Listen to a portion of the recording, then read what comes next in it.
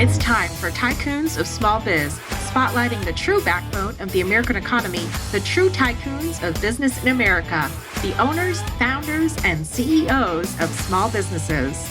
The show's hosts, Austin Peterson and Landon Nance, are registered representatives of Lincoln Financial Advisors Corporation, a broker-dealer, member SIPC, and registered investment advisor. The views expressed by your hosts, Austin and Landon, are not necessarily the views of Lincoln Financial Advisors. Backbone Planning Partners is a marketing name for registered representatives of Lincoln Financial Advisors. Now let's lean in as Austin and Landon connect with this week's Tycoons.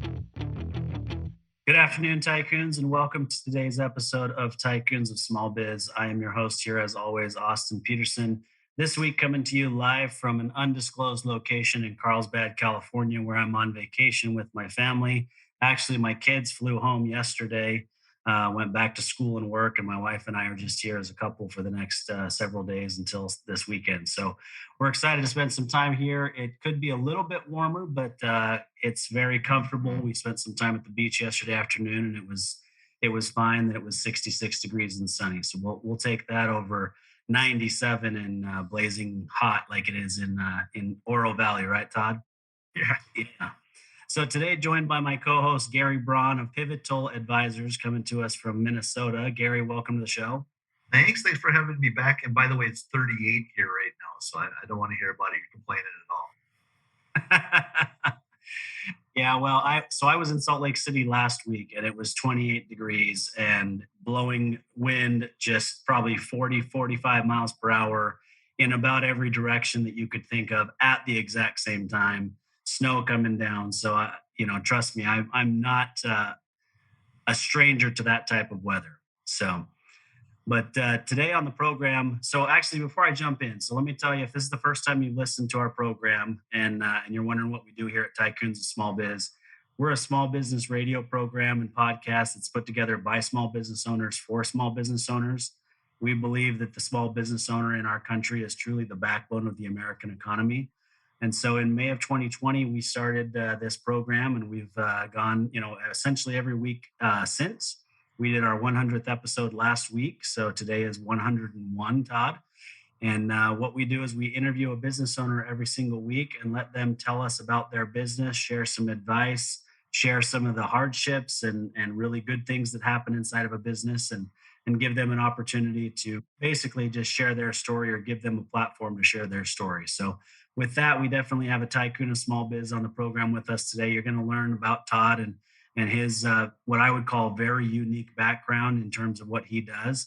But Todd Jarvis is the attorney and firm owner of Jarvis Legacy. It's a law firm out of Oro Valley, Arizona, which is near Tucson, if you're not familiar. So Todd, welcome to the program. Oh, thank you so much. So glad to be here.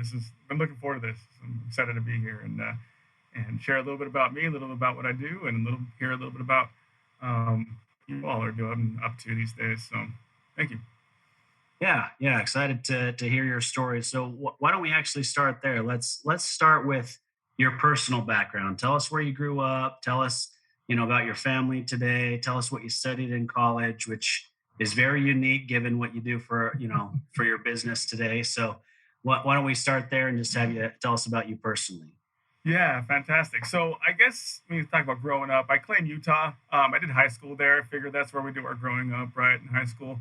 Had been in Florida and Colorado and other places before that, but did high school in Utah. After that, served a mission for a couple of years, and then came home. And actually, one of the guys I worked with on my mission, we became good friends while we were working out there. And he came home. He lived in Provo. I was up in the Sandy area in Salt Lake area. We kept being friends afterwards. He came home from his mission about a month after I did, and we started hanging out with his friends and his older sister, who is now my wife. So that's how Jane and I met.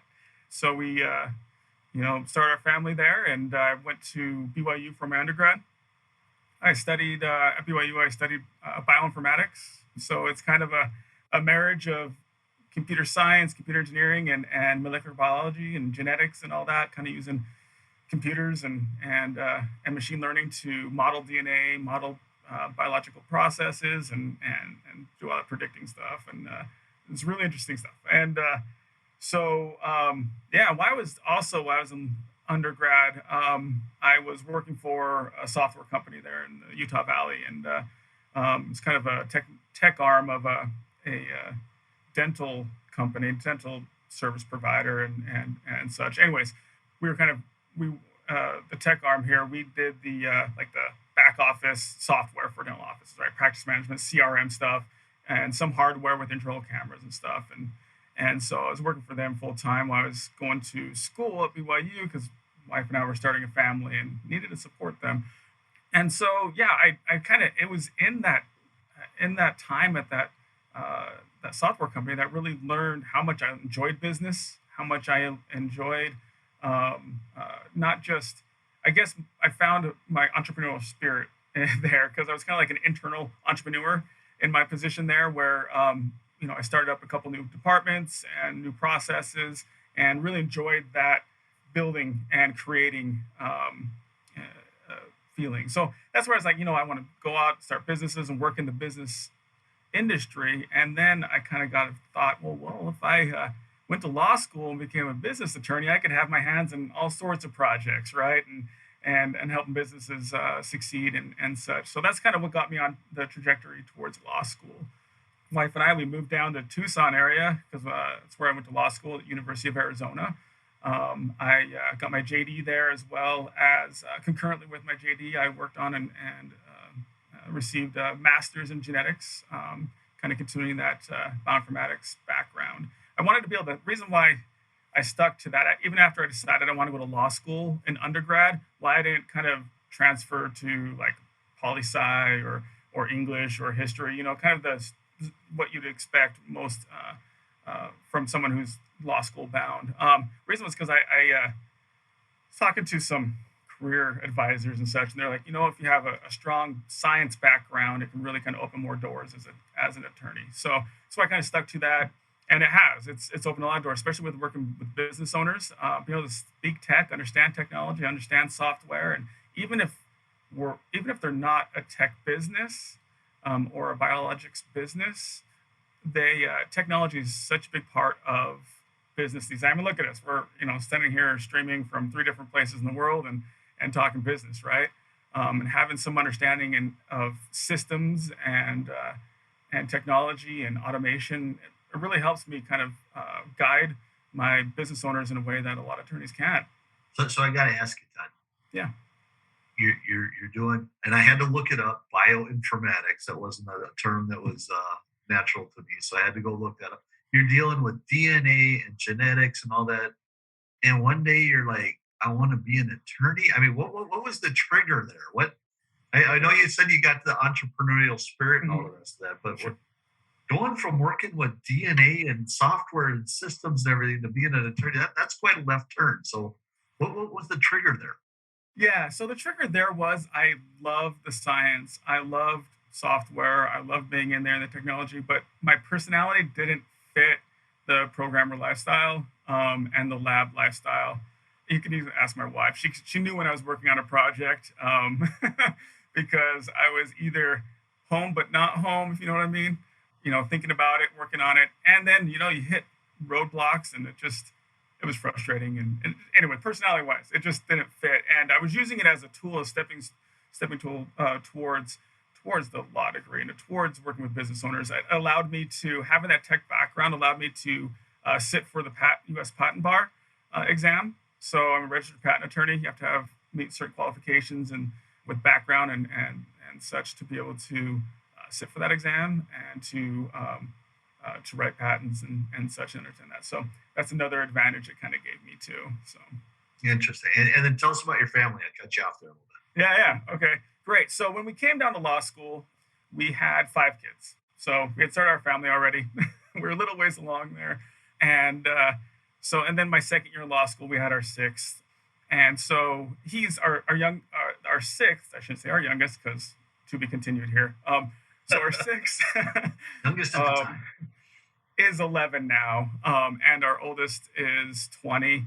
He's currently our 2 oldest are currently serving missions right now. One's in Minneapolis, one's in the Reno area, and then, but yeah. So couple years after, our sixth was 7 years old. I was well into my career here, about 7 years in, when our seventh came along. He was a bit of a surprise, and but a great thing that happened for us. So kind of hit the reset button. But he's 4 now, and we're having a blast. So we call him our glue, right? He kind of, as a family grows and high school happens, kids start going their way. We all start doing our things, and then he came along and kind of brought everybody, like, Mom and Dad, we need you. We're trying to run our businesses. We're trying to, do all this, and we needed the support for the family. So it's been a really good thing. So do you still dabble around at all in the DNA and genetic side of things, or are we all about family business law now? No, definitely. I have clients who are in the pharmaceutical and biologics arena that I work with. So definitely keeping up there, continuing to keep my education kind of going there, and attending, trade shows or seminars and things like that to keep up with it. I have one son who's really interested in molecular biology and that side. So we have a lot of fun talking and helping him move along in that area. So. And then there's all kinds of law. You said, you got to be a patent attorney and whatnot, which is awesome. That's great. But how did you end up in family business law, which is the primary focus of what your firm does, right? Yes. Yeah. So we primarily, so what kind of happened is, after law school, got hired on with a local firm, and we had a couple offices, one Phoenix, Tucson, San Diego, and I was kind of working in the business side, kind of working with business owners, doing a lot of that. And my wife and I, we actually had a bit of an experience where, over a 3-month period, 3 of our boys were diagnosed with type 1 diabetes, and one of them, a fourth, was in the hospital for 8 days with pneumonia. So basically what this was doing was kind of teaching us, hey, life can throw curveballs at you at any time, and kind of made me think personally of what would happen if it had been Jana who had been in the hospital for a week, or me. What would happen to our businesses? What would happen to our income? What would happen when we making medical decisions for each other? And that's what got me interested in the estate planning side and the legacy side of things. Okay, because I needed it for myself. I graduated from law school. I'd taken some estates and trust classes, and knew you could take control of some of these contingency issues and these difficult situations. And so I started digging and learning about that, and I learned how much it integrated and dovetailed in with the work I was doing with business owners. We were doing a lot of contingency planning there. We were dealing with building out operating agreements and buy-sell agreements, and making sure they had good relationships that were well explained, and the expectations between partners were well set to kind of deal with the big what-ifs of business ownership and life. That extends over to the family, because the business really is an asset, right? Your business is an asset, and you need to view it that way when it comes to how it relates to your family. To you, it might be a hobby as well, a passion, a love, and a service that you're providing to your community. But to your spouse and your kids, it's their food on the table, it's their income, right? And so viewing it that way kind of makes you really think, well, I need to make sure that this business keeps providing for my family if I'm not there, either temporarily or permanently. And how's that going to happen? And how smoothly is that transition going to go? What is the experience my wife is, or your spouse, your husband, your partner, what is that experience they're going to have when something happens to you? And also the kids, right? If something happens to both you and your spouse, what's that experience the kids are going to have immediately and then long term? So that's really got me getting into that, and really bringing that part of planning into my practice with business owners. So kind of the business owner who got into estate planning, legacy planning, rather than the estate planning attorney who decided they need to know a little bit about business, right? Kind of a different angle. Very, very personal background and purpose behind what you're doing there. So give us an overview of a little bit about the firm itself. What are the areas that you work on? Okay, great. Yeah. So basically, when I started my firm, when I worked for the firm before that I mentioned, worked for one firm for about 7 years, and I transitioned out to start this firm. I was working there. I did multiple things. They were one of the partners there was very advanced in real estate and commercial real estate, so I did a lot of work there, some real estate, litigation, business, commercial litigation. I started practicing kind of when the heat of 2008's recession was still in place. So we're doing a lot of foreclosure mitigation, bankruptcies, things like that, right? So it's kind of working all these different areas in people's lives while building the business owner side of the practice. And so having experienced that kind of gave me a good foundation. Plus, it helped me know what I like to do and what I don't like to do, right?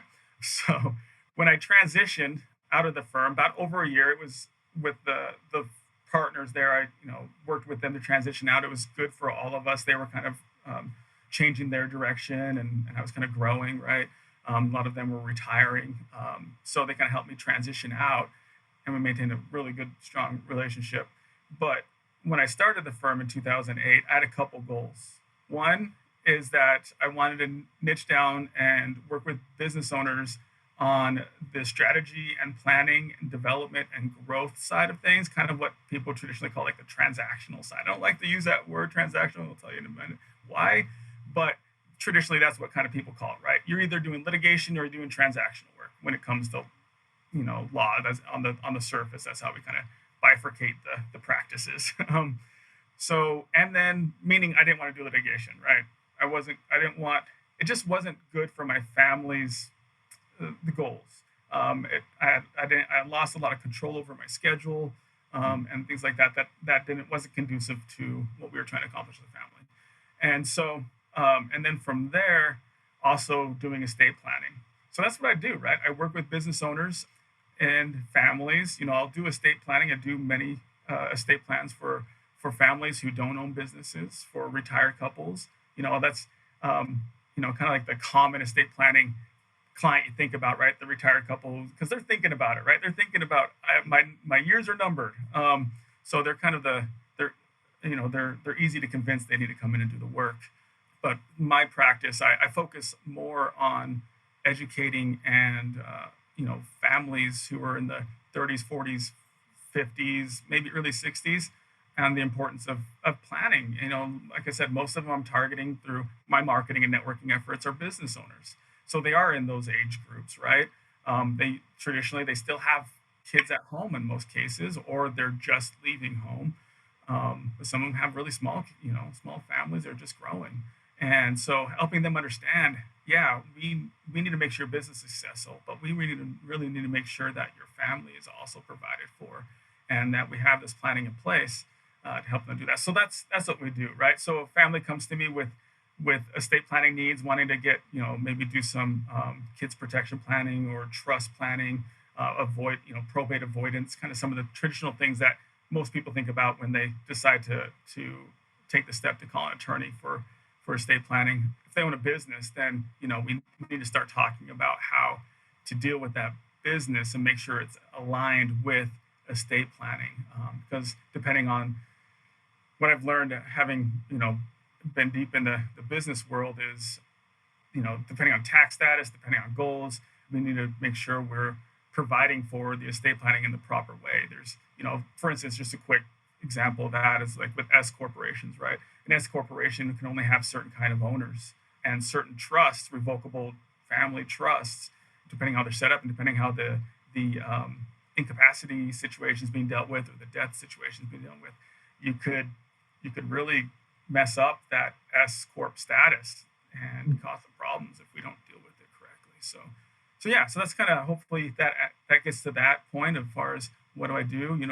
I mentioned how transactionally I don't like calling myself a transactional attorney, mainly because really I'm fighting to put the counsel and advisor back into the attorney's role. I feel over the last 20 years that we've really commoditized ourselves as business attorneys. I think it might be trying to compete with LegalZoom or Rocket Lawyer or something where, hey, I'm just a pile of documents. You need a contract, come to me, I'll draft it. Here it is, bye, right? Where I tell people, like, look, documents are free. You're right. What you hire me for is the strategy, the advice, and the counsel, and really, putting the planning in place, and then, deciding on some outcomes, and then moving towards those outcomes and push their business the right way. Not just, and then the contracts and business entity structures are those are the tools we put in place to execute the plan, right? Yeah, I was listening to one of your podcasts, and you said something. I'll probably butcher the numbers, but you said something to the effect of, over 99% of all business owners agree you need to have some kind of a transition plan in place. But then you said there's a really small percentage of owners that actually do. Yeah. Why is that? What gets in their way? Are they just not aware? Or they want to do it? What, are they just too busy? Don't get around to it, or what's the deal? So what I have found in my practice and the business owners I've interacted with is most business owners, when it comes to their business, they're mostly focused on the revenue and increasing revenue. And a lot of them, especially, in the smaller or mid-market, lower mid-market levels, their main goal is, hey, let's make sure we are, where's the next client coming from, right? That's what's top of their mind. Yeah. They're not thinking about down the road because they feel like they're still trying to get somewhere with their business. I think in a lot of ways. So they're like, I will do this contingency planning, but I need to, have X amount of, I need to feel more comfortable and confident in my business before I feel like I need to do that. Where I have found that the reverse is true, that if you do this planning and do this contingency planning, put the right entity structures in place, do basic business strategy and, foundational planning, that you're taking your business more seriously, and you'll see others take your business more seriously, and you'll see a bump in revenue even just by taking these steps in planning. I think you mentioned it earlier, Todd, that your business is an asset, right? And we, Landon and I in our practice, are constantly working with business owners to see it as an asset. We typically use the terminology investment, right? Because it's both, right? And investment is an asset. But so many business owners, like you said, especially in that lower to lower middle market, they're focused so much on growing revenue, decreasing taxes, lowering expenses, increasing profit, those sorts of things that are important. But they're really in that providing themselves a job phase and not viewing it as it is, meaning that it's an asset or an investment that you're ultimately hoping to sell at some point, right? And you've got to protect that asset, and you've got to make sure that it's structured appropriately for that transition. And to your point, having it ready and structured appropriately for transition well ahead of that actual transition happening helps to put you in the right frame of mind to grow your business the right way. But it also, if it does come about earlier than expected, you've got, an unanticipated opportunity to sell your business, and they come in and see you either don't have the documents prepared or you just barely prepared them after having a business for 20 years, then all of a sudden they wonder what else they need to dig in on and see and double check the financials and double check this. And is this business really structured professionally? It just creates some potential red flags for outside acquirers. Yes, exactly. That's the exact experience I've had with business owners. As far as when I first meet a business owner and meet with them for the first time, they usually call me for a document, right? They usually, hey, I need an NDA because I'm dealing with this new manufacturer, or I need, I'm hiring this person to build out my website. Can you look over this contract? Or I'm leasing this office space, can you do a lease review? I'm like, yes, I can. But what we're going to do is we're going to sit down and we're going to work together in what I call a LIFT strategy session, right? LIFT stands for legal, insurance, finance, and tax, right? And so I send them some homework. They do some homework. They get it back to me, so I'm a little educated on their business, kind of where they're at in these different little, foundational areas. I set aside 2 hours, and we're kind of digging in and see where they're at in the context of this new thing they're coming to me with, right? This new, why are you leasing this new space? Why are you engaging with this new manufacturer? And then we talk through all that and help them through that strategy session. We really kind of flesh out where they're going, help them see some things, see some holes in those foundations, right? Obviously, I'm not doing financial planning. I'm not doing tax advising. I'm not selling them insurance, right?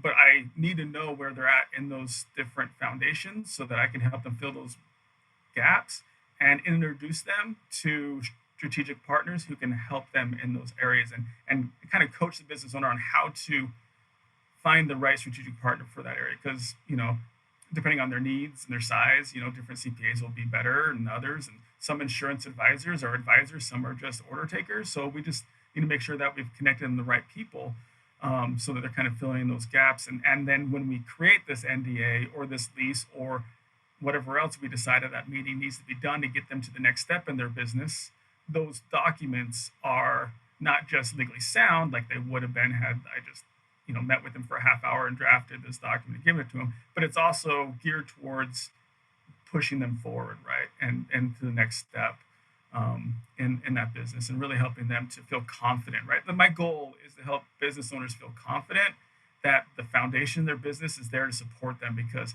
most business owners realize that business requires risk, right. As you said, it's an investment, right. Investment shows growth, but also there's some risk involved, and that's why there's a reward. That's why it's an investment.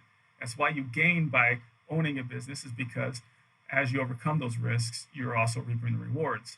And as you grow and scale, you're introducing additional risk. You're hiring employees. You're starting to outsource different things and such. So you're introducing those other risks. You want to make sure that they feel confident that they don't just know how to do their work and provide great service, but they're building upon that strong foundation that if something does happen, they're ready for it, right? That contingency planning.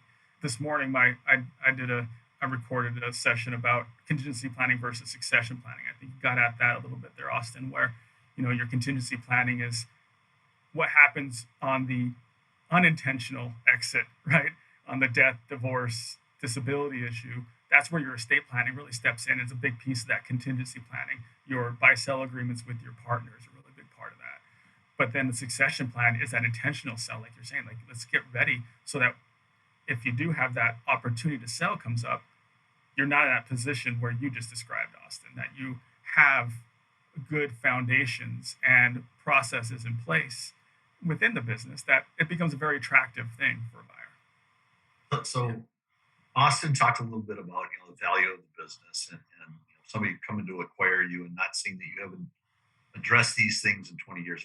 That's one issue that pops up. But let's get real. What are some of the problems that people can run into if they haven't done this estate planning? They haven't done this contingency planning. If it's not in place and something tragic happens, what are the outcomes? Okay. So here's an example. I'm helping someone through right now. It's not, and it's a simple issue, but you can already see how difficult it can be, right? A young, now widow, a wife. She has a kid at home still, and her husband passed away from COVID. And so he owned a business. And that business had some, it was a service-based business, so there weren't a lot of assets. There wasn't like a fleet of vehicles or anything in there, right? Which can cause other issues.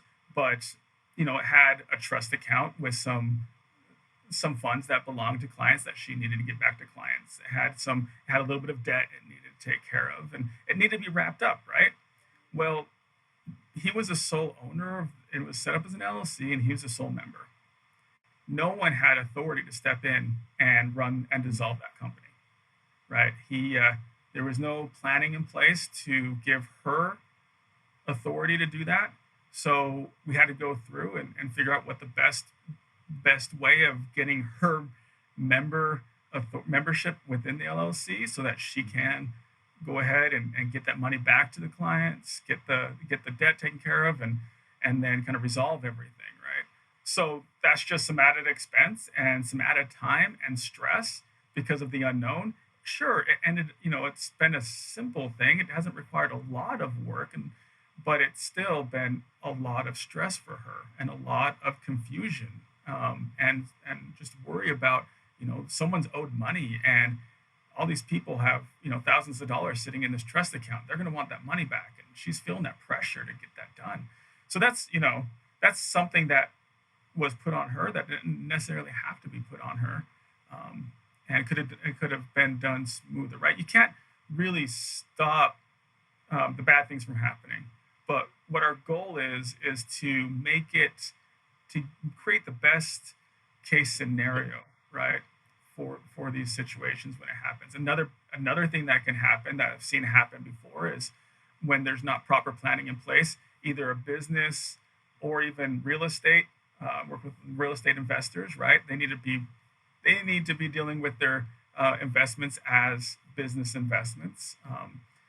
But different things that can happen there is if you own a home and you pass away and you don't have certain planning in place, well, there's going to be some delays before anybody can access your money to be able to pay your mortgage, to keep the house running, right? I've seen, my daughter called me up once and was stressing out because she didn't have the money to pay the mortgage, and the lender was threatening to foreclose, was going to foreclose on the property because she couldn't pay her dad's mortgage because she couldn't afford it, and she couldn't get to her dad's money yet because she was going through the court process to get access to the money. So different things like that, and in the business sense, another one that we worry about is when you have partners, what's the relationship with a partner's spouse if one of the partners passes away? What's going to happen then? One thing, most of the time, the spouse doesn't want to be a partner in the business, right? And the partner doesn't I'm in want that situation right now, and my brother and I are partners with another partner, and we all said, "Hey, if you go, I don't want to deal with your wife. We want to buy you out. We want to be done with that, right?" But yeah, if that's not planned for, you kind of become partners by default, don't you? Yeah, a lot of times you can, and it can or they can be a partner without any management rights, but only financial and economic rights. So you're paying dividends out or distributions out to the spouse, and they can't do anything. They can't help manage the company because they didn't have management rights, and now she's, if it's his wife who was the deceased partner's wife is now engaged, she's she doesn't have any authority to change the situation, so she's kind of relying on the partner. So there's different ways to deal with that. Like I said, your spouse and your kids view your business, as Austin said, as an investment, and when you go, they would much rather have the money out of that investment than the business itself. So, so I'll give you the perfect example here. So, this is kind of the key to what you were talking about earlier, where, the documents are free, right? I mean, the documents are the documents. They're going to say what they're going to say. And quite honestly, Rocket Lawyer, LegalZoom, all these, and you may even use a different version of it, but all lawyers use templates, right? And you adjust those templates to fit the actual situation. But having the documents in place, even if they're very well drafted, is not the end of the scenario, right? And so talking about a buy-sell agreement, Gary's talking about not wanting to be in business with his brother's spouse or, any other partner's spouse. But I've got an example where I had a client who talked about their buy-sell agreement and saying, you just had one partner leave, you bought out that partner, you redrafted the buy-sell agreement. Now we need to make sure that we fund that buy-sell agreement, right? Because that's the difference, right? Having a document is great, but if you don't fund that agreement, you don't accomplish anything, right? Well, the response that I got was, yes, I know we need to do that, but let us get through this transition. Let's start to look at numbers for life insurance for the death portion of the buy-sell agreement and disability insurance for the disability portion of the buy-sell agreement, right? So we just start to look into those. And lo and behold, his partner at age 45, massive heart attack and gone like that, right? So the life insurance isn't in place, neither is disability. And so there's no money to turn to pay out the spouse at that point. She has no desire to be involved in the business, has no expertise to be involved in the business. And so here's the double whammy of what happens.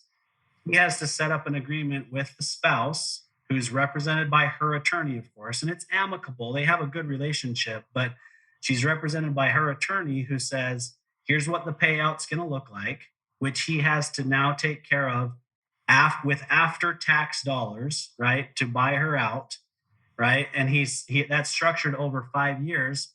And then to protect her, because she had a good attorney representing her, he had to have life insurance and disability insurance on himself to cover those payments in case something happens to him before she's paid out.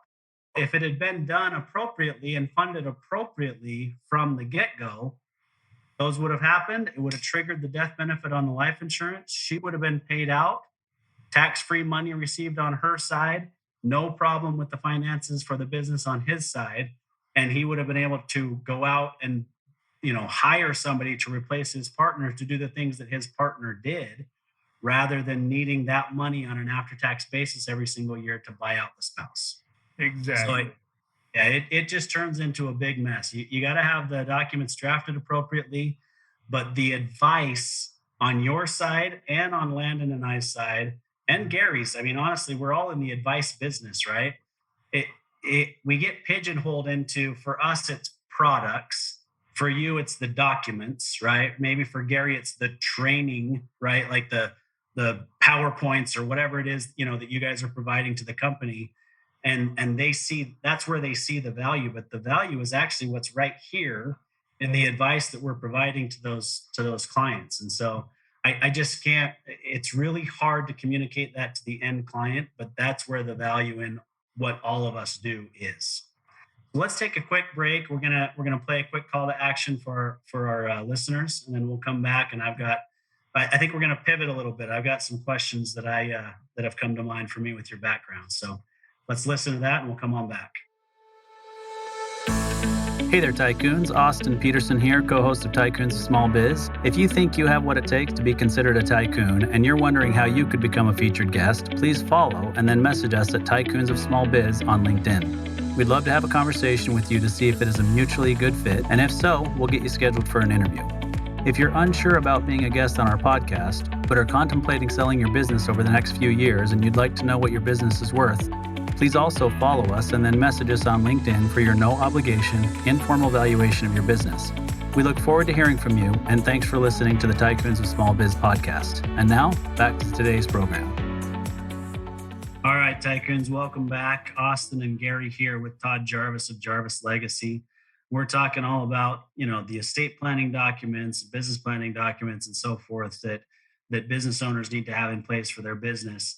But I want to pivot a little bit because I think we kind of glossed over this. I mean, your background in technology and bioinformatics and so forth, we've just come through this, and, I don't know that we're all the way out, but I think the fact that the mask mandate is now being dropped for airplane travel is probably an indicator that we're getting pretty close to the end of this COVID thing. But your background in genetics and bioinformatics, I think, gives you an understanding beyond what most of us have with what's gone on with the vaccine and the way that that's kind of been put together, right? Because you got all these people who, and I'm not going to take a side regardless because it becomes so politically charged, but you got some people who, when President Trump was the president, it was, I'm not going to use that vaccine. And then as soon as President Biden's the president, oh yeah, I'll use the vaccine. Biden's telling me I should get the vaccine. So it's become such a mess, but it was manufactured and built so quickly, mainly because of technology that exists today that didn't exist 20 years ago. So I'd love to have, kind of your slant on that and what, help us understand what that really means, right? Because I think of, what is it? I think it's mRNA, if I'm not mistaken, that allows us to, kind of build that. So, I'll turn the microphone over to you. And if it's beyond what you want to discuss, great, we can move on to something else. But I just thought that it was interesting while we have you to have that discussion. But how often do you get a genetic and DNA type of guy on the radio, right? Exactly. No, I think, I'll definitely respond to that and talk a little bit about this. Again, kind of like you're saying, it's just kind of, it's an interesting topic that I don't get discussed a lot because it, like you're saying, it does get kind of politically charged right away, and people start worrying about it, and just really polarized a lot of us, right? But yeah, it has been really interesting to watch, and I mean, a couple of those things, when it comes to development and such, just leaps and bounds. I can remember back from when I was in school, and we were just starting to, the goal was the $1,000 genome, and so basically being able to sequence someone's genome for only $1,000, right, was kind of the benchmark we were trying to get to, and it's just like any technology, it's just going crazy and advancing so fast, but yet all it does is expose to us how much we really don't understand, I think, a lot of times. And that's kind of one thing I learned too as I was going through the training and keep going through the training is it just more you know, just the more questions you have and how much more you might understand that we don't understand. But with that, I think with the vaccine, it's been really interesting. I think we learned a lot of things going through that. One thing that's interesting is, yeah, it was done really quickly. The development of the vaccine was done quickly.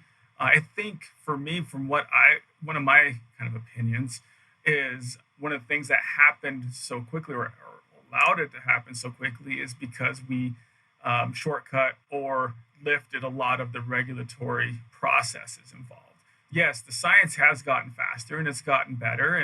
And were there some risks taken? That's up for debate, right? With getting it to market as fast. And I think personally, I would have personally liked it to see, it would have been nice if we had more time. But hey, I did get vaccinated in full disclosure. I did get one of the vaccines. So I had enough trust in it to do that. But I think a lot of what happened so fast is one, technology is helping us, right? We're getting there faster. We're understanding genetics faster because the whole point and the whole reason bioinformatics exists as an industry and as a discipline is because we kind of got to a point to where we couldn't do anything faster or better or actually do what we needed to do in the wet lab anymore, right? We needed to model these things. We needed computers to speed through the computations and to do all this, predictions and showing us these things because we just couldn't do it at the level we needed to fast enough. So I think, a lot of that has helped us get there. But I think when it comes down to it, lifting the processes for which approval is done, I think that had a lot to do with how we got to market so fast. I think science happens faster than we realize from my experience and working with, some pharmaceutical companies and kind of watching the literature. The science happens relatively fast in a lot of cases, as it did in the vaccines. But a lot of what slows it down is the regulation, which was by and large lifted during this vaccine thing. So yeah, there wasn't as much testing, as you could say, but also there wasn't as much just having as many people review the papers and review the data. And a lot of what has frustrated a lot of people in the biologics industry at all and in general, maybe some of them I've talked to feel like, hey, this is how it should go every time, right? I don't know if that really gets to what you're saying, but without trying to get too opinionated about it. But yeah, I think it'll be interesting to watch to see if the regulatory industry learned anything from how quickly we got it through, to see if there's any way we can speed up those processes, because a lot of times they really kind of aren't needed, but a lot of times they are. I mean, it's really hard when you're dealing with humans, right? The ethics is a really difficult and thin line to walk, as far as, we want every drug and everything we're putting into our bodies to be perfect and not cause any harm. But how much are we willing to risk not having any therapies for that ultimate goal, which might be impossible to meet? So let's pull you back to your current focus, family law. Let's go back there for a second. Okay. And dealing with family businesses is interesting. We do it from a sales and grow your business and top line and everything else. And I got to tell you, dealing with a business is interesting enough as it is, but then you throw the family dynamic on top of it. And, we can all sit in a room together and all agree on something, but then we walk out and you go talk to your dad and you talk to your mom and then they don't agree. And I mean, it's just messy, sometimes. And family businesses are very unique. What sort of issues are unique to families as it pertains to the work that you do? Okay. Yeah. So a lot of times it comes down to, like you're saying, when I meet with a family for the estate planning side, and I actually do ask, I told you about that homework I give to business owners, and when I meet them, I ask them about whether they've got their estate planning and how much they've got done, because I want to know a little bit, and we dive a little bit into their family dynamics, because I think it's so much part of their goals and trajectory in their business and life. So yeah, dealing with the most common issues that I run across that become difficult situations are where you have families where some siblings or some children are involved in the business and some aren't, and how to deal with that fairly, right? How do you deal with the fact that it's mom and dad's business, and when they're out of the picture, we all should be treated equally, versus, hey, I've put a lot of blood, sweat, and tears in growing this business to where it is. So I need some compensation for that. That's where it gets, I see the biggest issues, and see parents, business owners struggling to deal with that, because they all care and they all want to do what's right. I haven't run into one that was like, oh, well, whatever, just do this. They all really want to do right by their kids. And really, to be honest, the best way to deal with that is through communication. Just like with any of these things, I drive this home to families. Like, the best way to make sure this plan that we're putting in place right now, make sure that this works, is communication. Okay. Sometimes mom and dad want to just take the documents home and shove them on the shelf and tell their oldest kid, hey, when you need it, it's over here in the gun safe, right? But no, it's kind of going back to what we've all been saying, as far as planning is outside of the documents, right? The documents are the guidance, and they put into words the plan, but the planning and the plan is the execution, right, of what's those documents have tried to describe in words and to affect in words. That's where your services come in, because everybody's version of fair is different, especially with the scenario that you outlined. Sometimes we call fair the four-letter F word, but it's everybody thinks of fair differently. But that's where, as Austin was saying earlier, that's where the talking it through, helping people think about different scenarios, helping people think about how did others handle this, and how did they think about it, and that's where an unbiased outside third party can be really helpful. I imagine you have a lot of those types of conversations with people. Yes, 100%. And one thing that I definitely include as part of my services with estate planning is family meetings. I tell every family I plan with, my goal with planning, doing on the estate planning side, is to make sure their plan works, right? I mean, you've probably all seen trusts that are unfunded or aren't properly funded, and have the issues and how those are failing, right? Those are failing. Those trusts aren't doing any good if they're not properly funded.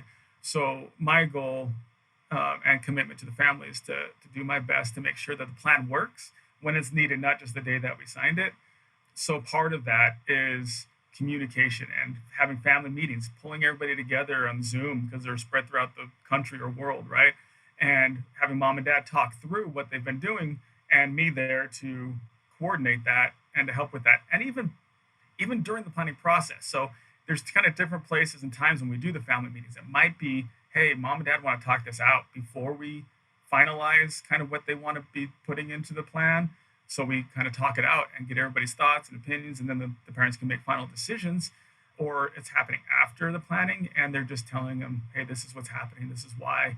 And then I'm there to field and to kind of deal with the questions and moderate that in a way that makes it conducive and for the family. And then, of course, ongoing support for the family is important. A lot of times they, like I said, you just kind of sign documents and it's kind of like, bye, right?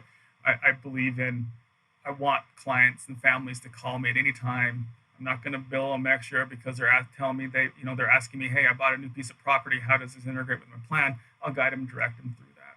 I'm going to reach out every 3 years, and at least every 3 years, and do full reviews with them and sit down with them and make sure what they have in place is in place, and print out their power of attorneys. Power of attorneys, especially financial power of attorneys, banks get a little leery of honoring those if they're more than a couple years old, because they're like, how do I know there's not a new one out there, right? So we reprint those, they sign them, and we kind of revisit things and keep moving forward. So interesting. Yeah, the big takeaway that I'm taking from a lot of this is when people think about their business plan, and then over here you might think about your estate planning or whatnot, but that they're integrated. I mean, that those two things should go hand in hand. How do you help people mesh those two? By asking the right questions and helping them, just that's kind of how I drive most of my meetings, is just being curious with people. Yeah. And asking questions like, well, what about this? What happened? What are we going to do with if this happens? Or what are your thoughts on this situation? And that kind of helps them, decide on what outcome they want. Like I was going to say, I really try to focus on the outcome and the experience that everybody involved is going to be dealing with. Everybody involved in the business, or everybody involved in the family planning. What's this experience going to be like for them? And are you okay with that? Talk about it in context of their current plan if they've done planning before, or the state's default plan if they've never done planning. It's like, hey, this is how things are going to fall out. What are your thoughts on this? And what do you think Johnny's going to think, and how's that going to impact them in his situation? So It's got to be an ongoing conversation too, right? I mean, the family meeting doesn't only happen once, or shouldn't just happen once. I mean, even in my own family, my wife's father, he and I had a conversation probably 3 or so years ago, and he said, "Oh no, they all know, they understand." And I said, "I'm here to tell you, they don't. They don't know how it's gonna unfold. They don't know, the way that you have it laid out. They don't understand what your wishes are. Trust me, they don't understand." Well, I had the conversation with them a few years ago. I think you had it in passing, but I'm telling you that in conversations that I hear, they don't understand what your wishes are. You just communicated to me what you want to happen, and I know that, but I'm telling you, they don't know it, and it's up to you to share that information with them in a family meeting. And so we did. We had that family meeting, and he laid it out to everybody, and he handed kind of everybody an envelope with some information in it. And so, that kind of helps to move that along, but it's not a one-time thing. And to address your comment earlier, Gary, fair and equal are not the same thing, right? And so sometimes when there is a member of the family that's inside of the business and has been for 20 something years, and then other siblings that haven't been a part of that business, that doesn't mean that it should be exactly equal, right? And I don't know if Todd uses this terminology in his business, or if it's just something that we use in our business, but we refer to estate equalization specifically in terms of business interests as opposed to outside net worth, and trying to make it equal. But it's a misnomer, because it should be to make it fair, right? And fair is only derived by having a conversation with the matriarch and the patriarch of the family, for example, or matriarchs and patriarchs, to have that conversation as to what are your wishes, what do you want to have happen, and then figuring out a plan. After that plan has been figured out, then communicating it to the members of the family so that they understand what your frame of mind was and how you came up with that plan, rather than, well, that's what the attorney told us to do, so that's what we drafted, and now they're gone and they can't do anything about it, and the kids are left to fight about what happened. And that's not fair. Why do you get that? And we did, I you worked inside the business, but I did this for mom and dad, I cared for them, or whatever. So it truly is about communicating the plan and then updating the plan on an ongoing basis. yeah, and including all of the advisors, right? Because I have a perspective, but I don't have the full perspective, because no one person, right? We needed a CPA's advice, tax counsel. We need Austin and Gary, and we need everybody feeding in and giving guidance on what makes sense. This is in the family understanding how they're communicating and what they're trying to accomplish, and the team getting together and communicating with each other, not just telling the couple to go, hey, go tell your accountant X, Y, and Z and ask them this question. Like, no, let's get on the phone. Let's all talk. Let's get this figured out, accomplish something. In our practice, Landon and I refer to that as, getting together with all the advisors to make sure that there aren't any coordination gaps, right? Because we've got to coordinate. You've got your legal perspective, right? The CPA's got their tax perspective. I may have my own perspective on whatever, estate transfer or the investments and the way that they should transfer and all those sorts of things. But if there's one person, and I'm not saying it has to be this way, but typically in our practice, it's us who are the quarterback of that team who are help guiding all of that. And we're asking for the legal perspective and the tax perspective and the insurance perspective and whatever, whoever else is in the room to make sure that we're all rowing the same direction. Because, just think of it from an income tax perspective. Every single year, a CPA wants to save every business owner every dollar that they can save, right? But when it comes time to sell that business, was that the best decision? Right? You may look like you're making way less money in the business than you actually are. And because you saved so much in taxes every single year, the value of your business is now less. Right? And so you've got to have all perspectives on the table, not just one advisor's perspective. Yeah, it was interesting. I had one of my business owners come to me after last tax season, and he's like, I'm in trouble. He's like, my accountant just did my taxes, and he put me as showing as a loss. I mean, they made a ton of money, right? But the way they did it accounting, he showed a loss. Like, I can't show a loss. He's an independent mortgage broker. He's like, my license is on the line if I'm showing losses, I need to make sure things are good to go. So yeah, I think that conversation is important. Yeah. Well, we're pushing up against time here. I don't know, Gary, if you've got anything else you want to add, or Todd, if there's anything specific you want to add at the end of our time here. I'll just say it's been a great educational conversation, learning about all the potential pitfalls out there. So I appreciate spending some time with you, Todd. Yeah, I've really enjoyed this. This has been a lot of fun, and hopefully my ramblings have been helpful for someone. And no, I've really enjoyed this. Thank you. I think I've said about everything that I was hoping to say. So thank you. Well, just tell our listeners where they can track you down, whether it's on LinkedIn or your website, or you want to leave your phone number, whatever you'd like to add there. Yeah, so they can reach out to me. My phone number is 520-333-5123. And then LinkedIn, Todd Jarvis, and Facebook, Todd Jarvis. Just look for me, or Jarvis Legacy, and you'll find me. I'm active on most social media platforms. So yeah, let's connect.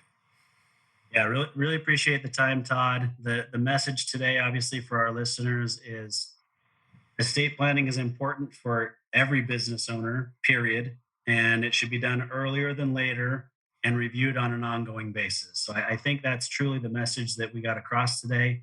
And I appreciate you being here to share that message with our listeners.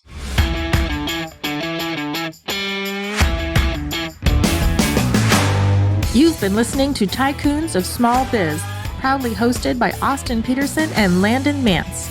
Austin and Landon are comprehensive financial planning professionals specializing in financial, estate, and succession planning for small business owners. Austin and Landon have offices in Scottsdale, Arizona, and Las Vegas, Nevada, and represent clients in 14 states throughout the country. Join Austin, Landon, and the featured Tycoons live every Tuesday at 1 p.m. right here on Business RadioX and your favorite